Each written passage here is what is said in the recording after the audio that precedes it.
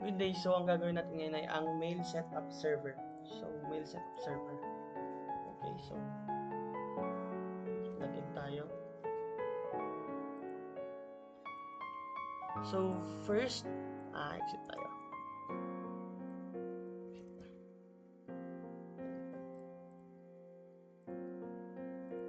Ito yung terminal. Tapos, i-make sure natin na naka-bridge yung connection natin. Yun, bridge automatic. So, una natin gagawin, gagawa tayo ng user. So, sudo user at Andre1. So,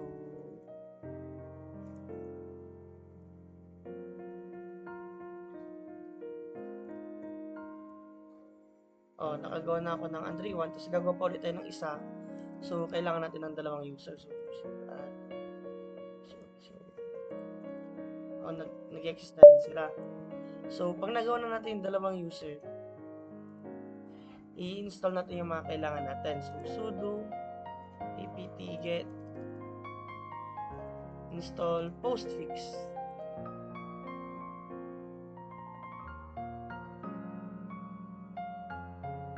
So, na-install ko na. So, kaya ganyan yung lumalabas. Then, install din tayo ng mail utils. Sudo apt get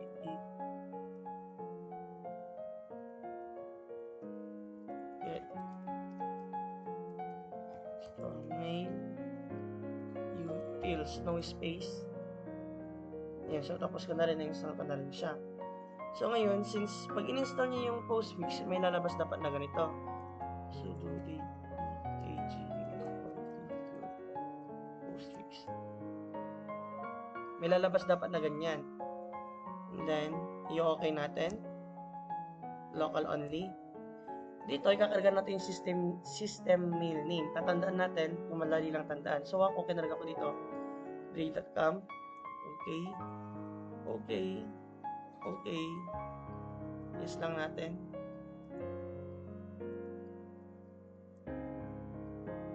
Okay. So, ayun, nag-update siya. So, ganun yung gagawin nyo doon sa may bandang postfix. And then, since naka-ready na yung sa Ubuntu natin na Ubuntu desktop natin, i-ready naman natin sa Ubuntu server natin. So, dapat merong Ubuntu server dito. And then, make sure na naka-bridge din siya.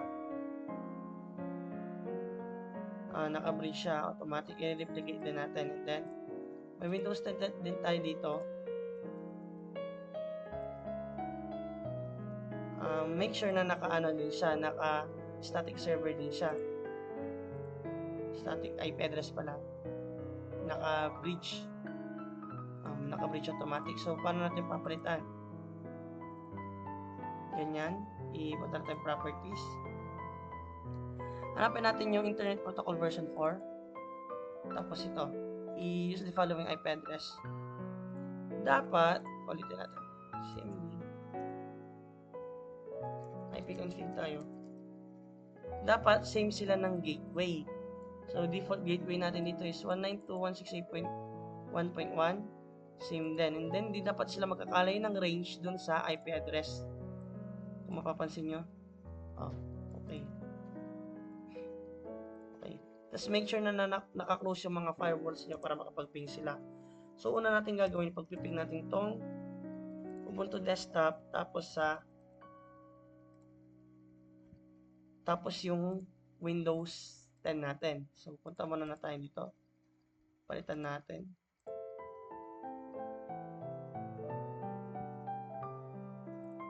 Kung papalitan natin yung IP address niya dito, magmamanual tayo. So, kung check nyo, same sila ng 192.168.1.1. Hindi rin sila magkakalay sa network address. So, since okay na, i-ano natin. Magpiping tayo. Ping 192.168.1. Nakalimutan ko yung IP address. IP config tayo. 3. Yun, napiping niya.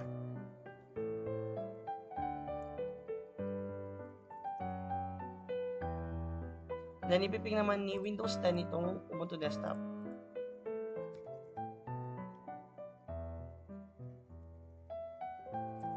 yun, nagpiping na sila. So, pag hindi naka-off yung firewall nyo, hindi sila makakapag-ping. So, make sure na naka-off yun. So, since na-set up na rin natin yung mail server natin, i-ano na natin dito sa Ubuntu server. So, ang mangyayari, client, and then si Ubuntu server siya yung parang magiging way mo. So, sudo, etc, netplan, 00 installer, config.yaml, psd. Nagkamali. Ayan. Pakopya na lang. Make sure na nakakonect din to. Dito sa ating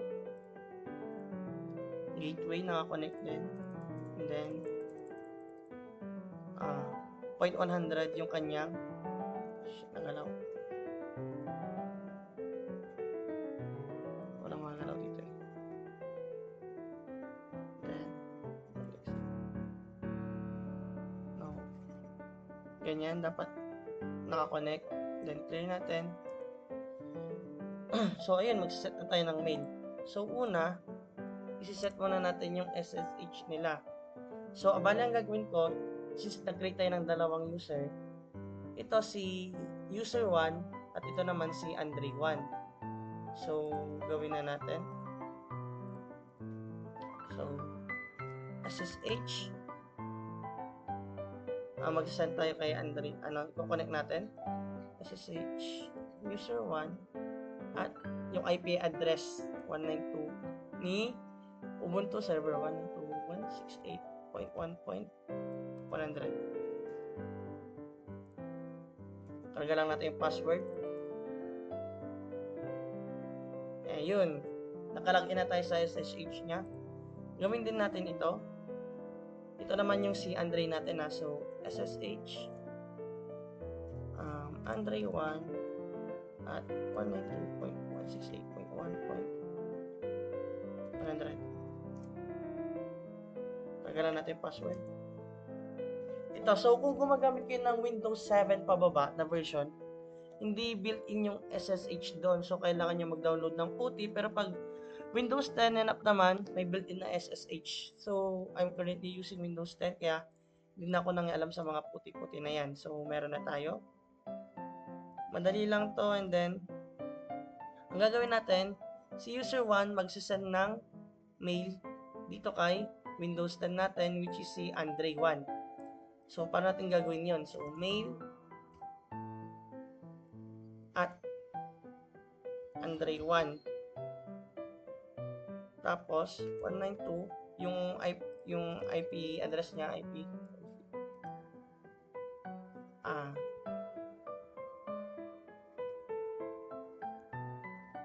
So, wait lang. Dito na natin tignan. Yung ko na mag-exit.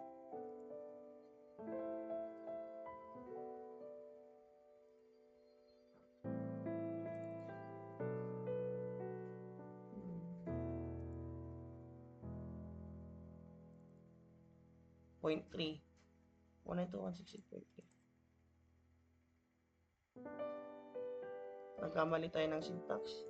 Ngayon ko lang nakita. At 192.168.1.3. Yung CC, ibig sabihin yan, recipient. So, ang recipient natin is si Andre 1. Kasi siya yung sasendan natin. So, karga natin dito, Andre 1. So, anong kakarga natin yung subject of movie? Dito ikakarga na natin yung text natin na ikakarga. Watch this movie. Then enter and then control D to save. So, email natin. Ayun.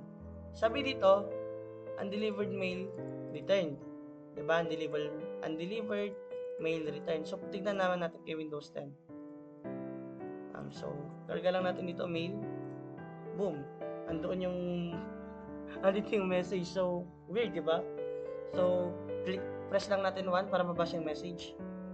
Ayun. So, kung makikita natin dito, Andre1 movie user agent mail new mail utils Tuesday March 11 so Tuesday ba ngayon? Wednesday ngayon. So, pero okay. Andito yung content niya, yung watch this movie. And then, kung re-reply naman natin siya, ang pipindutin lang natin dito is R. Yun. So, R, ikakarga mo na agad yung content mo. Kasi dito, kinarga niya na to user Andre, recipient, dito din, Andre1 at so, karga natin, nabulol na tuloy. So, karga natin, where is the title? Enter, Control D. Yan. Tapos, dito, exit natin. Then, mail ulit. Ayun, nabasa natin. Dalawa na yung mail na andito. So, basahin natin yung 2. Ayun. Where is the title? Reply lang din natin ulit. R. Ano ba magandang movie? Syempre, wala akong maisip. Alien vs Predator. And then, enter, Control D. And then, Q natin. Tapos, tignan natin sa kanya. So, exit natin ulit. And then, type natin mail. Ayun, andun na. Ilan yung andito? So, basahin natin yung, hanapin natin yun. So, 5. Ayun, Alien versus Predator. Andito yung mga pinag-ano natin. So, kung makikita nyo, madami tayong message, di ba? Nakainis. Magkikita tayo sa mail server na to. Paano naman natin siya gagawin? So, meron dito yung D1. Pag sinabing D1, delete 1, ito. D2, D3, D4, D5. So, try natin D1. Enter natin. Uy. Nag-lag. D1, enter. Tapos, pindutin natin yung Q para mag-save. Ayun. So, mail na lang ulit natin.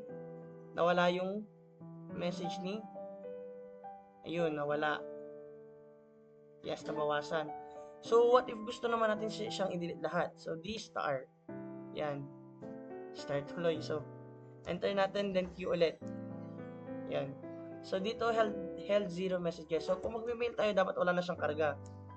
Yun, wala na nga siyang karga. And then, dito, delete din naman tayo. Same lang din naman. So, mail natin. D-star natin. So, supposedly, madi-delete yan. Tapos, kunwari, hindi ka nag-Q, nag-X ka. Pagbabalikan natin yung mail, hindi masisave yung command na ginawa mo na D-star. So, hindi yun madi-delete lahat. So, check natin. Ayun, hindi nga na-delete lahat. So, always remember na Q lagi. Huwag tayong mag-control Z kasi hindi siya hindi rin gagana yon. So, ito natin. Dapat, pagkapunta natin ng mail, wala nang karga. So, ayun lang dun sa mail server. Thank you.